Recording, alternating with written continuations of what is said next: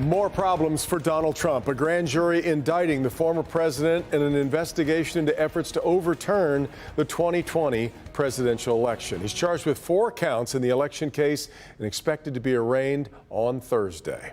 Good evening. I'm Devin Skillion. Sorry about that. Good evening. I'm Karen Drew in for Kimberly Gill. NBC's Alice Barr is live on Capitol Hill tonight with what we're learning about this new indictment. This is incredible. Thank you very much. Tonight, former President Donald Trump faces 4 new felony counts, accusing him of trying to overturn an election he lost and conspiring to defraud the government he once led.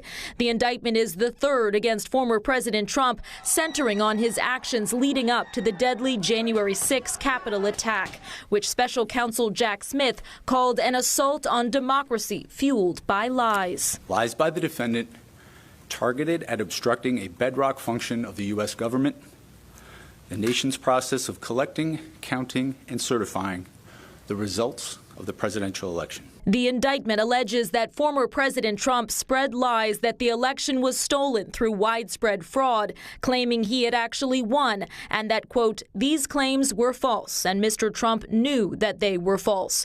Arguing that the former president was determined to remain in power, federal prosecutors accuse him of 3 criminal conspiracies: to defraud the government's efforts to carry out the election, to obstruct an official proceeding in Congress on January 6th, and a conspiracy against the right to have one's vote counted. Mr. Trump fiercely denies wrongdoing, writing on his social media platform, quote, why didn't they bring this ridiculous case 2.5 years ago? They wanted it right in the middle of my campaign. That's why. Attorney General Merrick Garland insisting he appointed an independent special counsel to ensure fairness. To underline the department's commitment to accountability and independence. Former President Trump is due to appear this Thursday in a federal courthouse just blocks away from the scene of the January 6th attack at the heart of the investigation.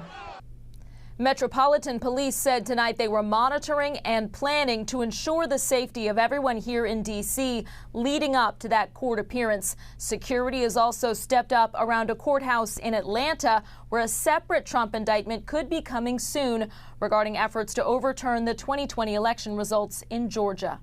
In Washington, Alice Barr, NBC News.